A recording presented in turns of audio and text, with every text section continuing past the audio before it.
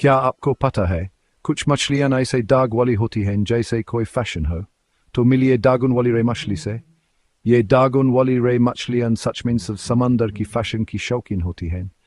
इनका जिस्म चपटा और डायमंड जैसा होता है, जिस पर खूबसूरत दाग होते हैं, और ये पानी में बड़े आराम से तैरती हैं।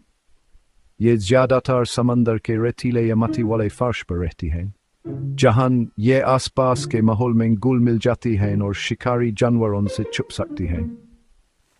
इन मज़ेदार मखलूक के चौड़े पर होते हैं जो उन्हें पानी के अंदर में मदद देते हैं, बिल्कुल पानी के अंदर परों की तरह। ये दागुन वाली रेस को छोटी मछलियां और केकड़े वगैरह खाना बहुत पसंद है, और ये अपनी तेज सूंघने की हिस्से खाना ढूंढती हैं। और पता है क्या, ये खुद को रात में भी छुपा सकती है महफूज और गर्म रहने के लिए। है ना ये कितनी जबरदस्त बात। तो अगली बार जब आप गोताखोरी कर रहे हो या किसी मछली घर में हो, तो इन दागुन वाले अजूबों पर जरूर नजर रखिएगा।